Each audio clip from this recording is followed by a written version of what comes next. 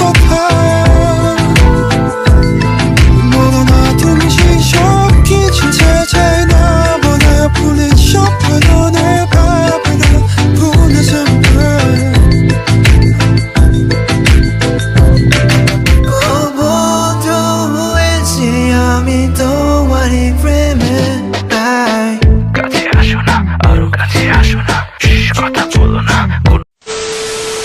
দৃষ্টিসীমানার শেষ অংশ পর্যন্ত ঘন জঙ্গলের অবছায়া। দূর দূরান্তের গহীন জঙ্গল থেকে ভেসে আসছে বন্যপ্রাণীর ভয়ঙ্কর ডাক। ছুটছে লোকটা সরু অন্ধকারে আচ্ছন্ন রাস্তায়। চারিপাশে শুধু লম্বা লম্বা ঘন সারি সারি গাছ। অন্ধকারে যা দেখতে লাগছে আকাশ ছোঁয়া। শীতল বাতাস বইছে চারিপাশে। এই ঠান্ডা বাতাসেও লোকটার উত্তেজনায় থরথর করে কাঁপতে থাকা শরীর থেকে টপ টপ করে ঘাম পড়ছে। এমন ঠান্ডা পরিবেশেও শোনা যাচ্ছে লোকটির নিঃশ্বাসের শব্দ, যা বলে দিচ্ছে তার ভেতরটা কিভাবে ভয়ে শেষ হয়ে যাচ্ছে। ভয়, মৃত্যুর ভয়। নিস্তব্ধ রাতের আঁকাবাঁকা রাস্তাটিকে নিজের মৃত্যু চক্রের মতো লাগছে লোকটির কাছে। হঠাৎ সামনে একটি গাড়ি দেখতে পেয়ে লোকটির মনে আশার আলো জেগে উঠল। গাড়ি থেকে কিছু দূরত্বে দাঁড়িয়ে হাঁটুতে ভর দিয়ে হাঁপাতে লাগলো। লোকটির সারা শরীর দিয়ে ঘাম বেয়ে পড়ছে।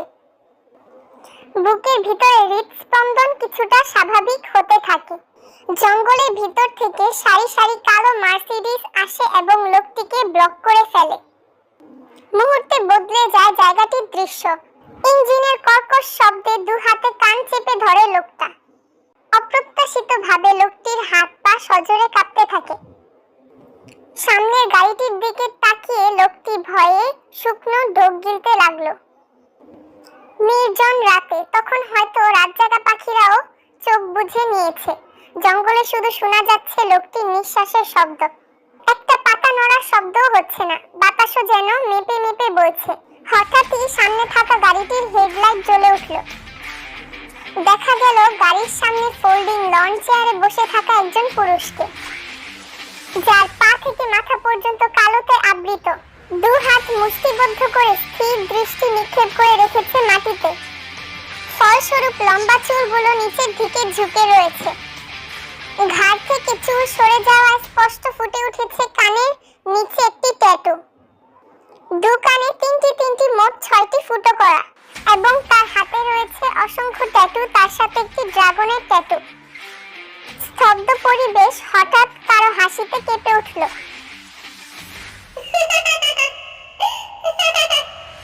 ইনি হচ্ছেন জিয়ন জাংকুক, আমাদের গল্পের নায়ক। জাংকুকের রুক্ষ কর্কশ হাসি যেন সামনের লোকটার ভিতরে ঝড় তুলে দিয়েছে। লোকটির শরীর আরো কাঁপতে শুরু করলো ভয়ে। সারি সারি করে রাখা গাড়িগুলো থেকে গার্ডরা বের হয়ে ঘিরে ফেললো লোকটাকে। সকলের হাতে বিদেশি অস্ত্র।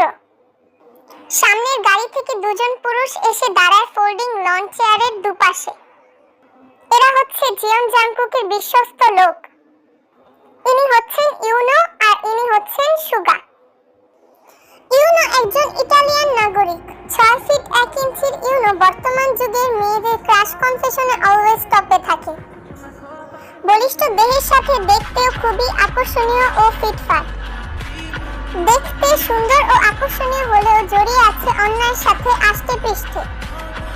ইউনো আগে আন্ডারগ্রাউন্ডে ড্রাগ ডিলার ছিল। তার শুটিং স্কিল খুবই দুর্দান্ত। এছাড়া সে সূক্ষ্ম বুদ্ধিমত্তার অধিকারী। ইউনোর বয়স 27 বছর। 8 বছর আগে কালো ব্যবসার আড়ালে থাকা ইউনোর নামে ছিল না কোনো পুলিশ ফাইল। মানুষ মারার হাতও তার খুবই চালু। খুবই সুন্দরভাবে গড়ে তুলেছিল তার কালো ব্যবসার সাম্রাজ্য। তবে এখন আর আড়ালে নেই, প্রকাশ্যে স্মাগলিং করে। তবে প্রশাসনও এর বিরুদ্ধে কোনো স্টেপ নিতে পারে না, কারণ তার মাথার উপর এখন একটা শক্ত হাত আছে। মালিক থেকে পিএ হলেও লাভের কোনো কমতি নেই বিজনেসে। পিএর পাশাপাশি 4 বছর যাবত নিয়োজিত আছে রয়্যাল বডিগার্ড হিসেবে। অপরদিকে সুগা এদেশের নাগরিক। সেও দেখতে খুবই আকর্ষণীয় ও সুদর্শন। সে যত সুদর্শন, তার কাজকর্ম তার থেকে বেশি ভয়ঙ্কর। খুন করতে একবারের জন্য হাত কাঁপে না সুগার। তার প্রতিটা খুনের খানের বর্ণনা সাধারণ মানুষের ঘাম ছুটাতে বাধ্য। সে শারীরিকভাবেও খুবই শক্তিশালী। সে নিজের শক্তির জন্য অ্যাওয়ার্ডও পেয়েছে কয়েকবার। তবে এখন 5 বছর যাবৎ রয়্যাল বডিগার্ড হিসেবে নিযুক্ত আছেন তাদের বস জিওন জাংকুকের আন্ডারে। ফোল্ডিং লন চেয়ারে বসে থাকা জাংকুক মাথা তুলে তাকালো। জাংকুকের রাগী লাল চোখের দিকে তাকিয়ে লোকটি ভয়ে অধিমাত্রায় কাঁপতে শুরু করলো। হাঁটু ভেঙে বসে পড়ল 2 হাত জোর করে। আশ্চর্যজনক ভাবে লোকটির হাঁটু কাঁপাকাঁপির জন্য লোকটা শরীরের ব্যালেন্স ঠিক রাখতে পারছে না। সব গার্ডরা যখন একসাথে মেশিন গান লোড করলো সেই শব্দে মাটিতে লুটিয়ে পড়ল লোকটা। এবার হাউমাউ করে কাঁপতে শুরু করলো। চেহারায় বয়সের ছাপ স্পষ্ট, তবে শরীর এখনো বেশ ভালোই ধরে রেখেছেন। Welcome to my parasite. জাংকুকের বলা বাক্যগুলো যেন লোকটির কান ঝাঁঝরা করে দিল। থরথর করে কাঁপতে কাঁপতে মাথা তুলে সামনে তাকালো লোকটি। সে দেখলো জাংকুক খুবই আয়াসী ভঙ্গিতে পায়ে পা তুলে বসে আছে। জাংকুকের চোখের দিকে তাকিয়ে লোকটি আরো একবার ঢোক গিলল। জাংকুক সোজা হওয়াতে ঝুলে থাকা চুলগুলো আবারও কাঁধে ছড়িয়ে পড়ল। দেখেই বোঝা যাচ্ছে খুবই সুদক্ষ হেয়ার স্টাইলের দক্ষ হাতে কাটা হয়েছে চুলগুলো। জাংকুকের চেহারায় কিছুটা দেশীয় ভাব থাকলেও তাকে বিদেশিদের মতোই লাগছে। তার ক্লিন শেভ ফর্সা চেহারাতে গালে থাকা কাটা দাগটা স্পষ্ট দেখা যাচ্ছে। জাংকুক ভ্রু উঁচিয়ে ইশারা করতেই দুজন গার্ড এসে লুটিয়ে থাকা লোকটাকে টেনে হিচড়ে তুলে হাঁটু ভেঙে জাংকুকের সামনে বসালো। লোকটার এবার কণ্ঠ বুঝে এলো কান্নায়। তীর করে কাঁপতে কাঁপতে ফ্যাসফ্যাসে আওয়াজে বলল, কে আপনি? কি ক্ষতি করেছি আমি আপনার? প্লিজ আমাকে ছেড়ে দিন, আমার মেয়ের কালকে বিয়ে। লোকটির কথা জাংকুক নিজের হাসিতে উড়িয়ে দিল। জাংকুকের হাসি যেন বাড়ি খাচ্ছে পুরো জঙ্গলের গাছপালার সাথে। সকল গার্ডরা মাথা নিচু করে দাঁড়িয়ে আছে। হঠাৎ জাংকুক শক্ত করে চেপে ধরল লোকটির হাত। নীরবতা ভেঙে হিংস্র প্রাণীর মতো গর্জে উঠল, জানতে চাস আমি কে? জি, আমি বাঁচতে চাই। লা তুয়া মরতে, ইতালিয়ান ভাষায় যার অর্থ বাংলায় তোর মৃত্যু। সামনে থাকা লোকটা কিছুই বুঝতে পারে না সে কথার মানে।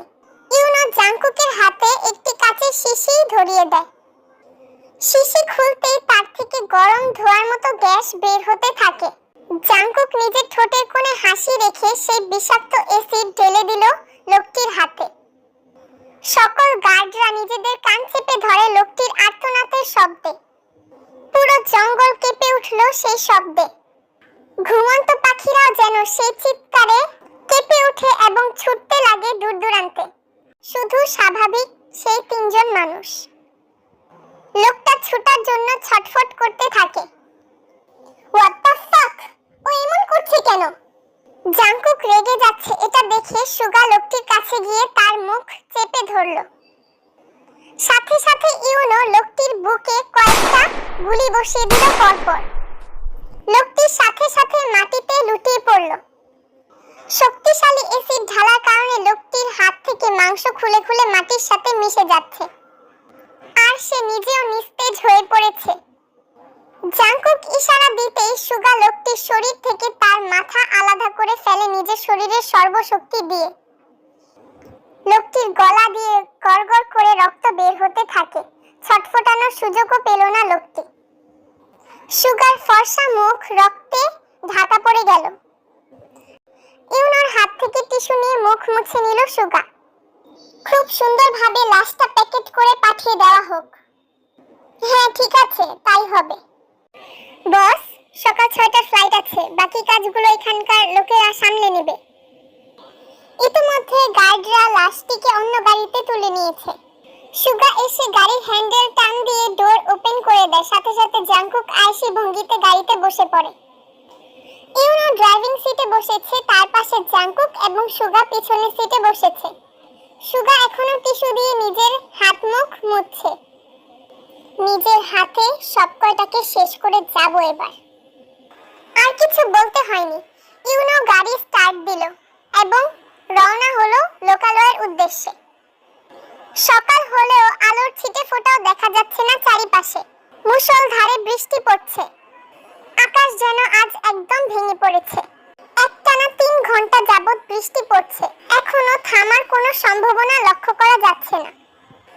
ইতিমধ্যে অনেক রাস্তাঘাটে পানি জমে রাস্তা ব্লক হয়ে গিয়েছে। চাইলেও গাড়ি চালাতে পারছে না ইউনো। বৃষ্টির পানির কারণে অনেক গাড়ি আটকে গিয়েছে সড়কে। তাই মেইন রোড ব্যবহার করছে না ইউনো। গাড়িতে থাকা গুগল ম্যাপের সাহায্যে গাড়ি চালাচ্ছে ইউনো। এখনো পর্যন্ত অঝরে বৃষ্টি পড়ছে। সরু গলি ধরে আবাসিক এলাকায় ঢুকতেই হঠাৎ গাড়ির টায়ার পাঞ্চার হয়ে যায়। হঠাৎ গাড়ি থেমে যাওয়ার কারণে জাংকুকের রাগ হলো। জাংকুকের চোখের দিকে তাকিয়ে শুকনো ঢোক গিলল ইউনো। কাম ডাউন, এক্ষুনি গাড়ি এসে পড়বে, আমি কল দিচ্ছি। শ্বাস ফেলে হাতের ঘড়িতে সময় দেখে নিল জাংকুক। তার চেহারায় বিরক্তির ছাপ। ট্যাব নিয়ে কিছুক্ষণ ঘাটতে থাকে জাংকুক। এভাবেই পার হলো কিছু সময়। এরূপ আবহাওয়া ইউনো এবং সুগা মানিয়ে নিতে পারলেও জাংকুক মানিয়ে নিতে পারছে না। জাংকুকের গলা বসে গিয়েছে। খুশখুশে কাশিতে গলা শুকিয়ে আসে। সারা গাড়িতে খুঁজেও কোনো পানি পাওয়া গেল না। বৃষ্টির কারণে কাউকে দেখাও যাচ্ছে না। সময় তখন 6টার কাটায়। কেউ তখনও বাসার গেট খুলেনি। জাংকুক দৃষ্টি গভীর করে ট্যাব দেখছিল। ইউনো এদিকে সেদিকে তাকাতে থাকে। হঠাৎ ইউনোর চোখ আটকায় দূরে ভিজতে থাকা এক রমণীর উপর। চোখ দুটো বড় হয়ে যায় ইউনোর। লাল চুল, কি বলে চেঁচিয়ে উঠল জাংকুক। জাংকুক ইউনোর কথায় পাত্তা না দিয়ে তার চোখ অনুসরণ করে বাইরের দিকে তাকালো।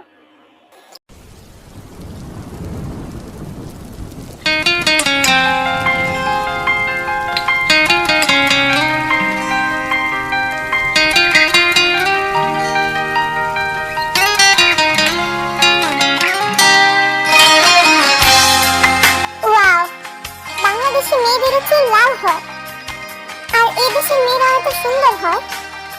She is so beautiful. জাংকুকের কথা শুনে ইউনো এবং সুগা একে অপরের দিকে তাকায়। তারা দুজন যেন চরম অবাক হয়ে গিয়েছিল জাংকুকের কর্মকাণ্ডে। I want her. She is only mine. She belongs to Jeon Jungkook. Only Jeon Jungkook.